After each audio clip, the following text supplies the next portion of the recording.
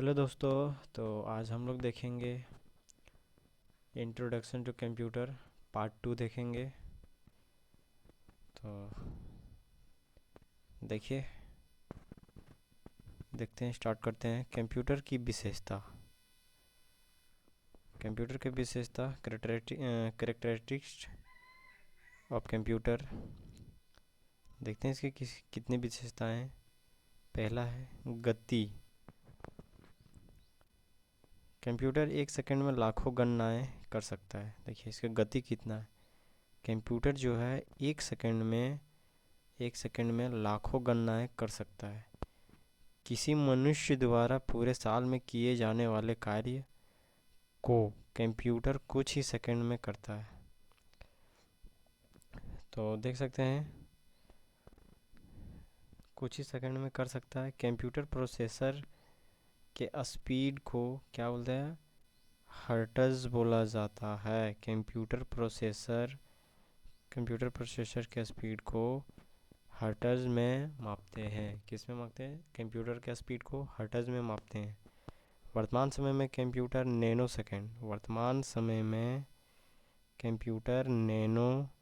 Second, जिसको बोलते हैं 10⁻⁻⁹ में गणनाएं कर सकता है। कितना वर्तमान समय में कितने का स्पीड से गणना करता है कंप्यूटर? नैनो सेकेंड में 10⁻⁹ में गणनाएं कर सकता है। कंप्यूटर की गति को एक सेकंड में प्रोसेस किए गए निर्देश की संख्या के आधार पर मापा जाता है। वर्तमान समय में कंप्यूटर एक सेकंड में 10 लाख मिलियन 10 लाख से भी अधिक निर्देशों को प्रोसेस कर सकता है। अतः कंप्यूटर की गति को M I P S million instruction per second में मापा जाता है।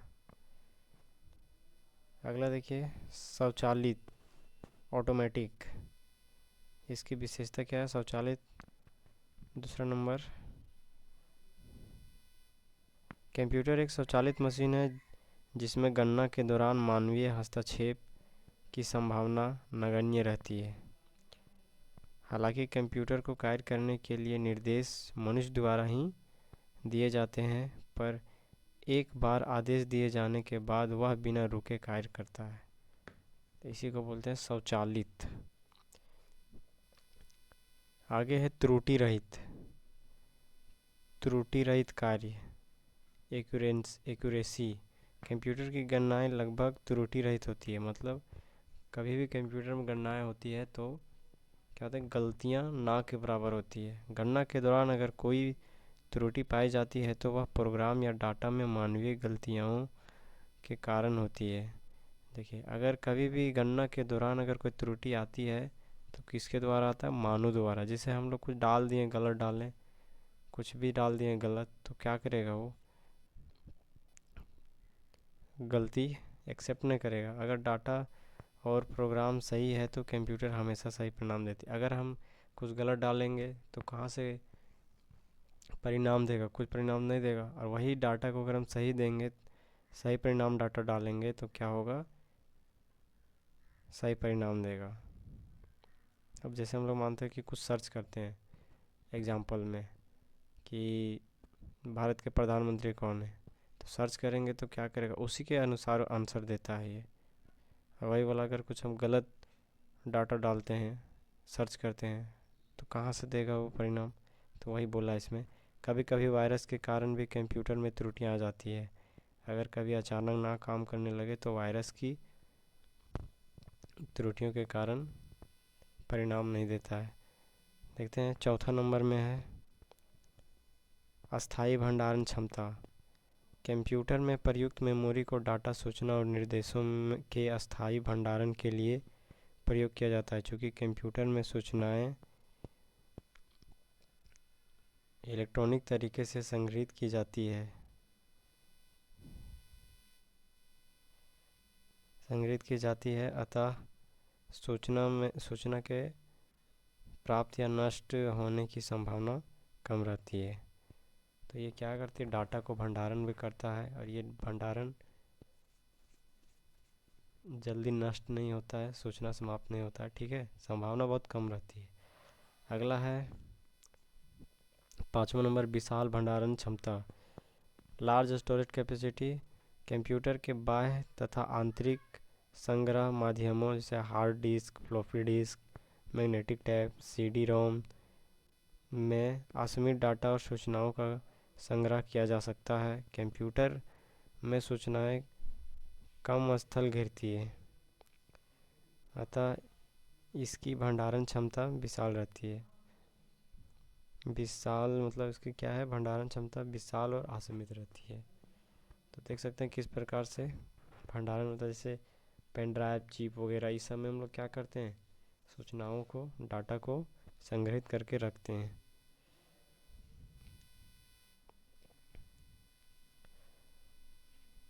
अगला है भंडारित सूचना को तीव्र गति से प्राप्त करना,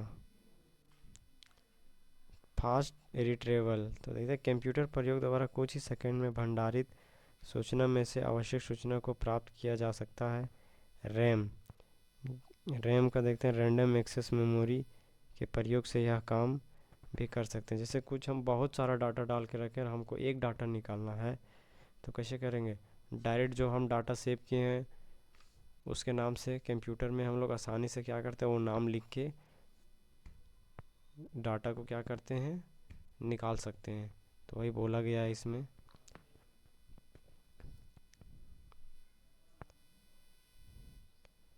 अगला है जल्द निर्णय लेने की क्षमता, क्विक डिसीजन। कंप्यूटर क्या करता है, जल्दी निर्णय ले लेता है।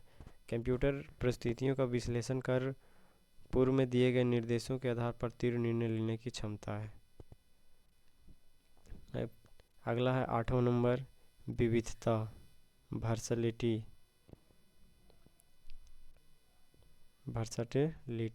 कंप्यूटर की सहायता से विभिन्न प्रकार के कार्य संपन्न किए जा सकते हैं, ठीक है। आधुनिक कंप्यूटरों में अलग अलग तरह के कार्य एक साथ करने की क्षमता है। जैसे कंप्यूटर में क्या है कि अलग अलग कार्य को हम लोग एक साथ कर सकते हैं।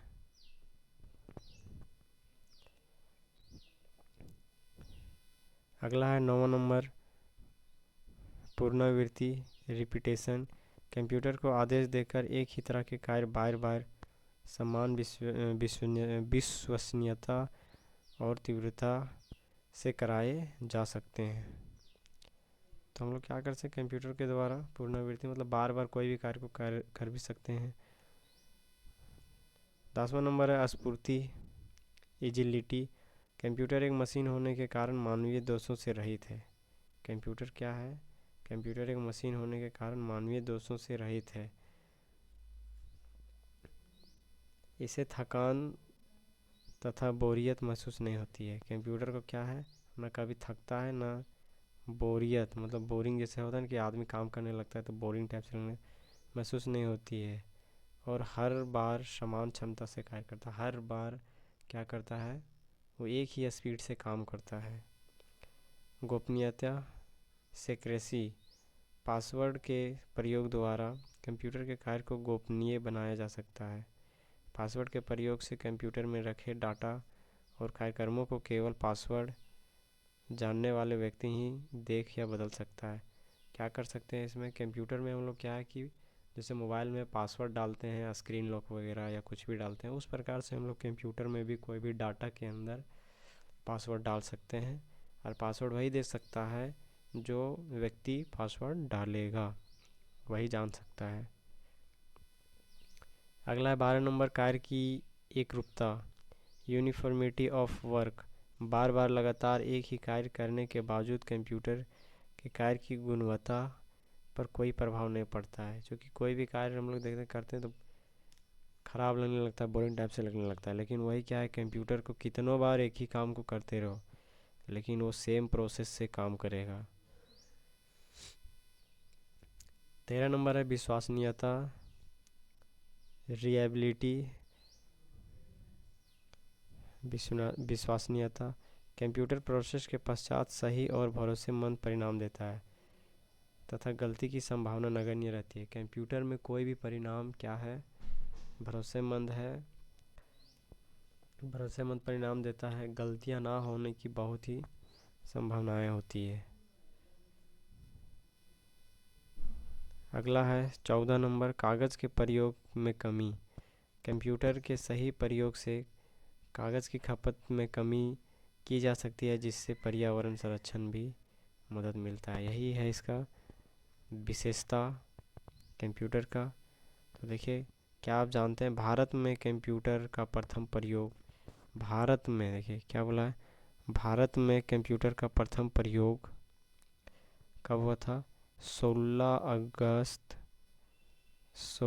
अगस्त 1986 को हुआ था। भारत में कंप्यूटर का प्रथम प्रयोग 16 अगस्त 1986 को बेंगलुरु के प्रधान डाक में किया गया था। बेंगलुरु के प्रधान डाकघर में किया गया था।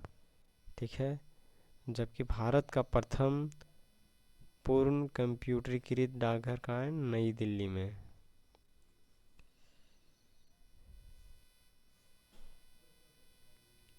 अब हम लोग पढ़ेंगे कंप्यूटर की सीमाएं।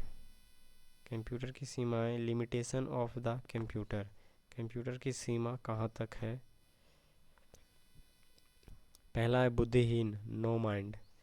बुद्धिहीन, कंप्यूटर में स्वयं की सोचने और निर्णय लेने की क्षमता नहीं है। कंप्यूटर में क्या है?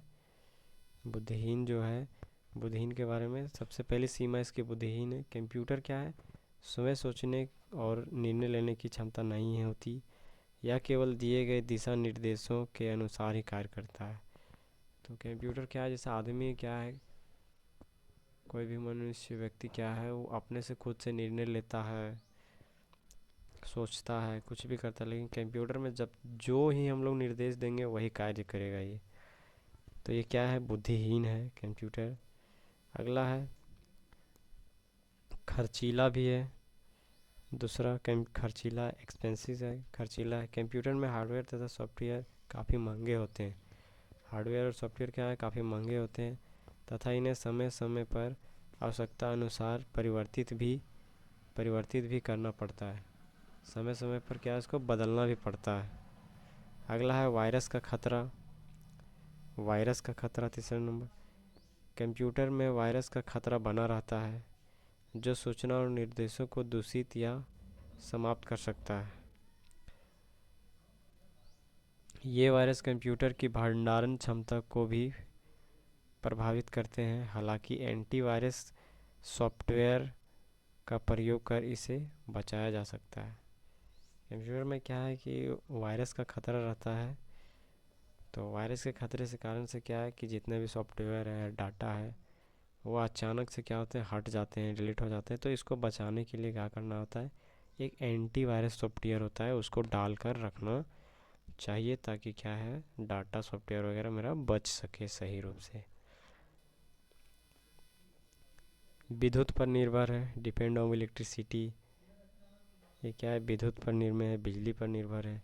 कंप्यूटर अपने कार्य के लिए विद्युत पर निर्भर करता है तथा इसके अभाव में कोई भी कार्य संपन्न कर पाने की सक्षम नहीं है। खुद से ये कर पाना नहीं है बिना बिजली के। अगला है कंप्यूटर के अनुप्रयोग। कंप्यूटर के अनुप्रयोग, application of computer. Applications of computer, अब इसका अनुप्रयोग देखते हैं कहाँ का। कंप्यूटर का प्रयोग विभिन्न क्षेत्रों में किया जा सकता है। वर्तमान में शायद ही कोई ऐसा क्षेत्र हो जहाँ कंप्यूटर का प्रयोग नहीं किया जा रहा है। निम्नलिखित क्षेत्रों में कंप्यूटर का विभिन्न अनुप्रयोग किया जा रहा है। तो देख सकते हैं आज कल वर्तमान में जो है कि कंप्यूटर कितना विकसित होते जा रहा है। हर क्षेत्र में कंप्यूटर का क्या हो रहा है, प्रयोग होते जा रहा है। कंप्यूटर के बिना कोई कार्य ही नहीं हो रहा है। अगला अगला देखिए डाटा प्रोसेसिंग। पहला नंबर है डाटा प्रोसेसिंग। बड़े और विशाल सांख्यिकी डाटा से सूचना तैयार करने में कंप्यूटर का प्रयोग किया जा सकता है। जनगणना, सांख्यिकी विश्लेषण, परीक्षाओं के परिणाम आदि में इनका प्रयोग किया जा रहा है वर्तमान में। कहाँ कहाँ किया जा रहा है वर्तमान में डाटा प्रोसेसिंग का प्रयोग, कंप्यूटर का प्रयोग?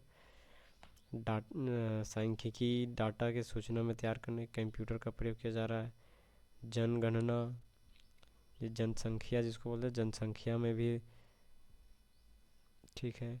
सांख्यिकी विश्लेषण, परीक्षा का परिणाम, जो एग्ज़ाम देते हैं रिजल्ट आता है उसका परिणाम में आदि में प्रयोग किया जा रहा है।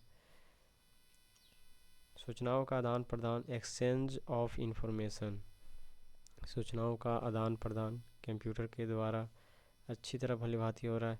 भंडारण की विभिन्न पद्धतियों के विकास और कम स्थल घेरने के कारण ये सूचनाओं के आदान प्रदान के बेहतर माध्यम साबित हो रहे हैं।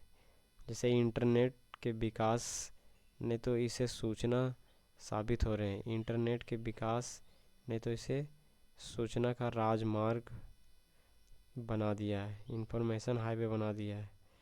जब से मतलब इंटरनेट आया है तब से कंप्यूटर का वैल्यू बढ़ गया है। कंप्यूटर मतलब इंटरनेट का विकास हुआ है तो इसे सूचना का राजमार्ग बना दिया, हाईवे बना दिया है। तो हमको लगता है वर्तमान में आने वाला भविष्य में मोबाइल से ज़्यादा कंप्यूटर का ही प्रयोग किया जाएगा। तो देख सकते हैं सूचना का आदान प्रदान भी किया जाता है। आगे है शिक्षा, तीसरा नंबर में है शिक्षा, एजुकेशन। मल्टीमीडिया के विकास और कंप्यूटर आधारित शिक्षा ने इसे विद्यार्थियों के लिए उपयोगी बना दिया है। डिजिटल लाइब्रेरी ने पुस्तकों की सर्वलभ्यता सुनिश्चित किया। शिक्षा के जैसे बच्चे आजकल ऑनलाइन भी करते हैं, टीचर ऑनलाइन पढ़ाते हैं, तो उसकी सुविधा हो गया है कंप्यूटर के द्वारा। अगला देखिए 5वां नंबर है वैज्ञानिक अनुसंधान, साइंटिफिक रिसर्च। विज्ञान के अनेक जटिल रहस्यों को सुलझाने में कंप्यूटर की सहायता ली जा रही है। कंप्यूटर में परिस्थितियों का उचित आकलन भी संभव हो पाता है। तो वैज्ञानिक अनुसंधान में भी क्या है, वैज्ञानिक रिसर्च में भी कंप्यूटर का उपयोग या सहायता ली जा रही है। अगला देखिए रेलवे और वायुयान आरक्षण में भी इसका प्रयोग किया जा रहा है, बैंक में भी किया जा रहा है। कंप्यूटर के अनुप्रयोग ने बैंकिंग क्षेत्र में क्रांति ला दी है। जैसे एटीएम है, एटीएम का फुल फॉर्म होता है ऑटोमेटिक टेलर मशीन। एटीएम का full form automatic teller machine. अगला देखिए, नहीं उसी का है, बैंक का ही है। तथा ऑनलाइन बैंकिंग, चेक के भुगतान, ईसीएस जिसको बोले ईसीएस का फुल फॉर्म है इलेक्ट्रॉनिक क्लियरिंग सर्विस। रुपए गिनना तथा पासबुक एंट्री में कंप्यूटर का प्रयोग किया जा रहा है। हर क्षेत्र में मतलब कंप्यूटर का प्रयोग किया जा रहा है। रोचक तथ्य देखते हैं। हर क्षेत्र में कंप्यूटर के वृहद उपयोग के कारण आधुनिक युग को कंप्यूटर का युग की संज्ञा दी जाती है तथा कंप्यूटर आधारित सूचना तकनीक को इंफॉर्मेशन टेक्नोलॉजी कहा जाता है। सूचना तकनीकों को क्या किया जाता है, इंफॉर्मेशन टेक्नोलॉजी कहा जाता है। इसका प्रयोग चिकित्सा जैसे मेडिसिन के क्षेत्र में भी किया जा रहा है।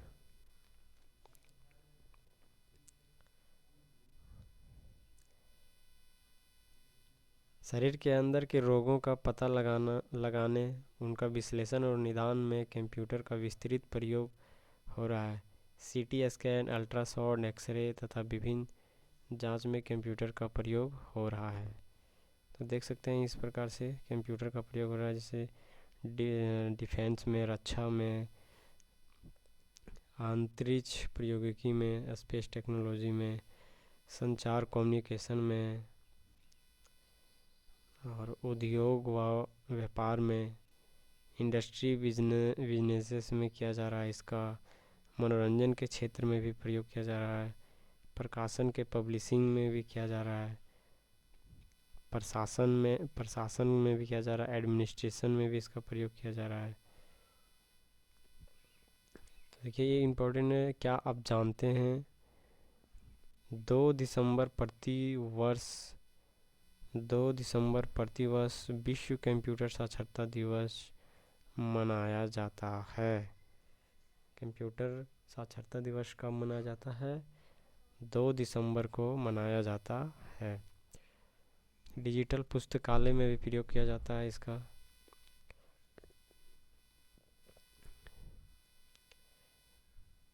किसी भी स्थान में पुस्तकालय के संग्रह सूचना को प्राप्त किया जा सकता है। तो देख सकते हैं डिजिटल पुस्तकालय में भी। तो अगला है कंप्यूटर के अनुप्रयोग के प्रभाव। कंप्यूटर के अनुप्रयोग के प्रभाव देखते हैं। समय की बचत होता है।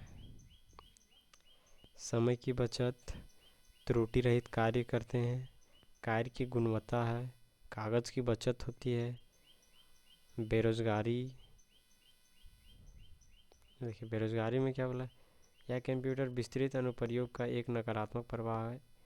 एक कंप्यूटर द्वारा सैकड़ों लोगों का कार्य किया जा सकता है। एक कंप्यूटर से सैकड़ों लोगों का कार्य किया जा सकता है, जिसमें लोगों की जीविका पर प्रभाव पड़ता है, परंतु वैकल्पिक व्यवस्था और समुचित विकास द्वारा इस पर काबू पाया जा सकता है। दूसरी तरफ कंप्यूटर से संबंधित क्षेत्रों में रोजगार का सृजन भी किया जा रहा है।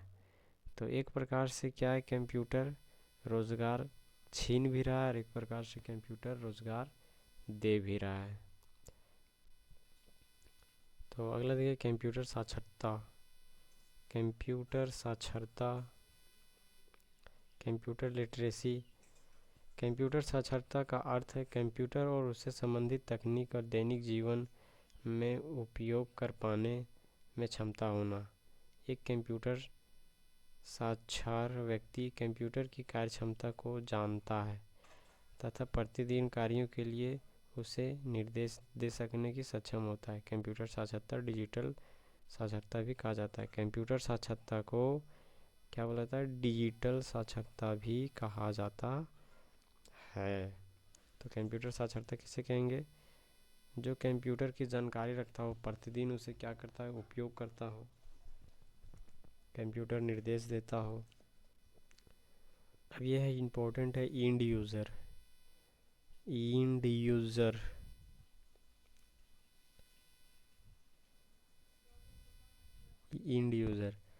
वह व्यक्ति जो प्रायः कंप्यूटर का विशेषज्ञ नहीं होता है, ठीक है, परंतु दैनिक जीवन में कंप्यूटर और उससे संबंधित तकनीक तथा प्राप्त सूचना का उपयोग करता है, एंड यूज़र कहलाता है। जैसे क्या है, कंप्यूटर का विशेषज्ञ नहीं है, कंप्यूटर के बारे में वो नहीं जानता है क्या है, नहीं जान, ठीक है, लेकिन परंतु क्या है, जीवन में कंप्यूटर और उससे संबंधित तकनीक तथा प्राप्त सूचना का उपयोग करता है। जैसे क्या है कि कंप्यूटर का विशेषज्ञ नहीं, लेकिन उसके बारे में जो सूचना आता है, लेन देन करता है, उसके बारे में क्या करता है, ये जानकारी रखता है, उपयोग करता है, उसे इंड यूज़र कहते हैं। कंप्यूटर हार्डवेयर तथा उससे एप्लीकेशन इंड यूज़र को ध्यान में रख कर ही बनाए जाते हैं। कंप्यूटर का जो हार्डवेयर तथा उसके एप्लीकेशन है, इंड यूज़र को ध्यान में रख कर ही बनाए जाते हैं। अगला देखिए डिजिटल डिवाइड क्या है? डिजिटल डिवाइड, दैनिक जीवन में कंप्यूटर का उपयोग तेज़ी से बढ़ रहा है, फिर भी विश्व के अधिकांश लोगों तक कंप्यूटर का लाभ नहीं पहुंचा है।